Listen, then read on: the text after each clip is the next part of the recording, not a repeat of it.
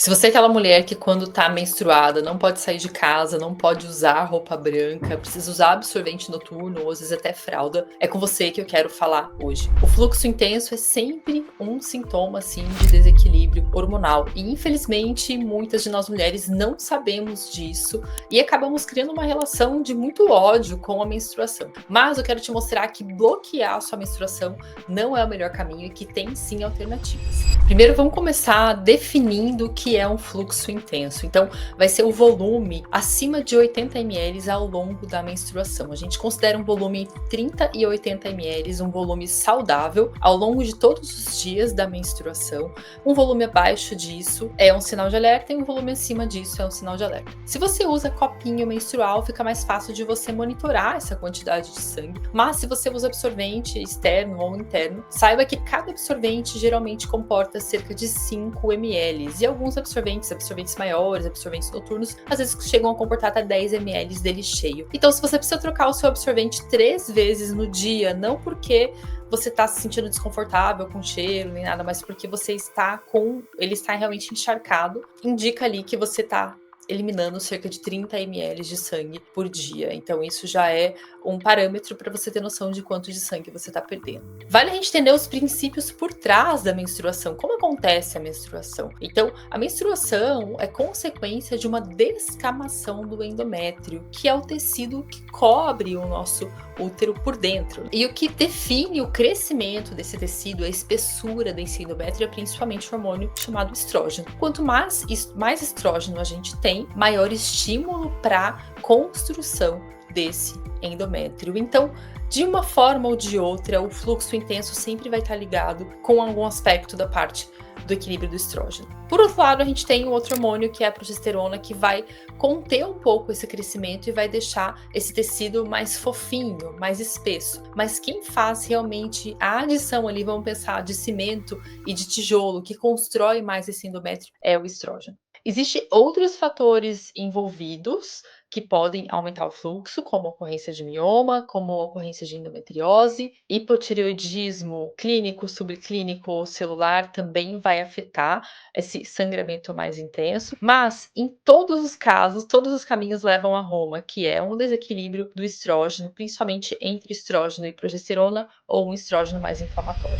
Saindo um pouco do técnico e vindo para a prática, como a medicina tradicional pensa em equilibrar estrógeno. Na verdade, eles não sabem equilibrar o estrógeno de nós mulheres, eles sabem bloquear. Então, o que você provavelmente recebeu de indicações até aqui foi usar o Dilmirena, usar contraceptivos que vão fazer você parar de menstruar. Mas há uma questão aí importante, que é quando a gente bloqueia a nossa menstruação, na verdade a gente está bloqueando a nossa ovulação. E existem mulheres que continuam sangrando mesmo com esses medicamentos, porque o que acontece é que elas bloquearam a produção de progesterona e continuam às vezes com a produção de estrógeno. Mesmo a gente tendo um bloqueio no ovário, às vezes a gente pode ter uma produção de estrógeno vinda de fatores externos. Pode ficar aí para um próximo vídeo para explicar isso para vocês. Então, quando a gente bloqueia a nossa ovulação, a gente está tirando justamente o fator que poderia melhorar o nosso ciclo, melhorar a nossa ovulação e que talvez não estava ótimo, que é essa produção da progesterona. Uma outra estratégia muito comum também é a retirada do útero, e infelizmente muitas mulheres passam por isso.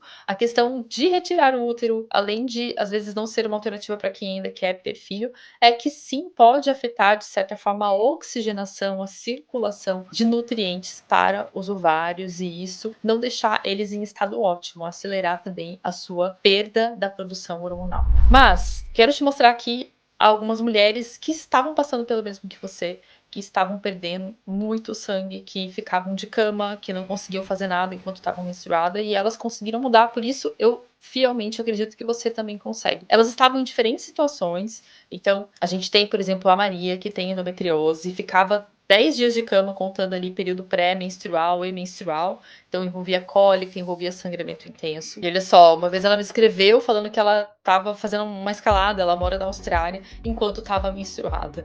Então isso foi uma grande evolução aí no caso dela. A gente também tem a Nathalie também tinha um fluxo intenso. Ela é minha aluna hoje do Women's Academy e eu sei que ela tinha umas questões aí da parte da tireoide. Então era um fluxo intenso por uma causa diferente. Ela não tinha endometriose, mas tinha também o mesmo sintoma. E ela também já deu vários relatos, e dentre esse que ela estava fazendo uma viagem com a família, por acaso também fazendo um passeio no Pico da Bandeira, que é um exercício intenso ali no terceiro dia do ciclo, e ela conseguiu executar isso sem problema nenhum, estando menstruada. A gente tem também a Carolina, que sofria com fluxo intenso e com outras questões do ciclo e sentiu uma melhora absurda. Tudo isso porque elas atuaram nesse equilíbrio de estrógeno. E agora eu vou contar um pouquinho para vocês como a gente faz isso através da alimentação e da nutrição. Ou seja, o que você come, o que você inclui, os alimentos estratégicos que você inclui no seu dia e também com foco em alguns nutrientes específicos. O primeiro deles é, a partir do momento que a gente está perdendo mais sangue, a gente está perdendo mais nutrientes. A gente precisa focar em nutrientes que vão repor esse sangue. Se você não foca em repor isso, você começa a ter perda de cabelo, se sentir muito, muito, muito cansada.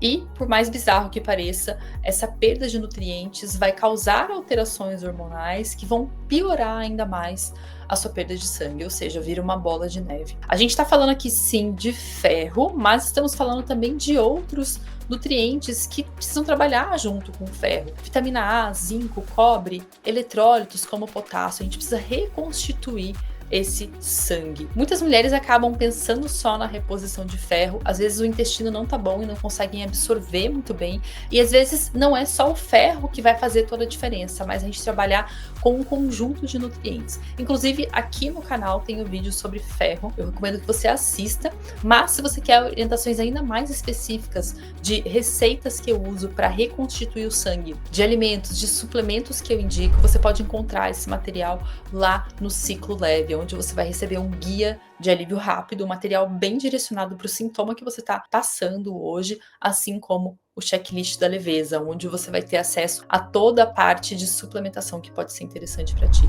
Você ainda pode adquirir toda a parte de receitas terapêuticas para um ciclo mais leve, que vão incluir aí estratégias que você vai fazer na cozinha, juntando alguns alimentos, combinando alguns alimentos que vão otimizar essa reconstituição do sangue, principalmente a sua energia. A segunda estratégia é a gente equilibrar esse excesso ou esse desequilíbrio do estrógeno com a inclusão de fitoestrógenos ao longo do nosso ciclo menstrual. Os fitoestrógenos são alimentos que interagem com os receptores de estrógeno e por isso eles acabam equilibrando sim, tanto um excesso hormonal quanto eventualmente uma falta hormonal, como acontece no caso da menopausa. A gente tem aí fitoestrógenos como linhaça, tofu, chá de folha de amora, temos uma diversidade deles e dependendo do contexto que você está vivendo, eu recomendo você distribuir isso ao longo do ciclo de uma forma específica. Por isso, também indico que você olhe orientações mais específicas lá no material do Ciclo Leve, que é um material super prático e acessível, não só para fluxo intenso, mas a gente tem lá orientação para 16 sintomas que você pode ter ao longo do ciclo. Então, se você tem uma menstruação com coágulo, se você tem além do fluxo intenso cólica, se você tem também dor no seio, enxaqueca, vontade de doce, muita flutuação de humor no período pré-menstrual, você vai ter orientações específicas para cada um desses sintomas lá. E quero te dizer que a gente vive um efeito dominó, ele pode ser um efeito dominó negativo, onde você tem hábitos ou tem hábitos que não favorecem a sua genética e não sabe, e isso está piorando e causando toda uma cascata aí de efeito dominó negativo, ou você pode ter um efeito dominó positivo, onde você muda um hábito e você já muda todos os sintomas junto, eles começam todos a melhorar magicamente juntos. Quero deixar claro aqui também que mulheres que estão no período da perimenopausa, ou seja, que estão no período da transição hormonal, a gente fala aí 35 mais, 40 mais, mas principalmente uma fase mais avançada dessa transição, elas podem ter um aumento desse sangramento sim, porque elas estão perdendo progesterona. Na verdade, esse processo de perder progesterona vai acontecer naturalmente para todas nós, mas em paralelo a isso, temos que trabalhar nesse equilíbrio do estrógeno junto. Às vezes você mede ali no seu exame de sangue e ele nem está tão alto, mas ele está indo para um caminho mais inflamatório e por isso aumenta o seu fluxo. Ou você está com sintomas de hipotireoidismo subclínico e por isso está aumentando o seu fluxo. Então, quero dizer que existe esse período onde talvez você nunca tenha tido fluxo intenso na vida e agora você começou a ter, mas que a gente também consegue atuar com estratégias que vão te dar melhor qualidade de vida durante esse período de transição hormonal. Então, essas eram as minhas dicas. Espero que você comece a ter atitudes diferentes para controlar o fluxo intenso. Afinal, não é só um fluxo intenso, uma menstruação incômoda. é algo que realmente vai debilitando a sua energia cada vez mais e vai te tirando muita qualidade de vida. Então eu espero que você sim continue menstruando, continue produzindo seus hormônios, continue gostando de ser mulher, mas de uma forma mais leve. Não esquece de curtir, compartilhar esse conteúdo, com certeza você tem outras mulheres na sua vida que vão se beneficiar com esse conteúdo.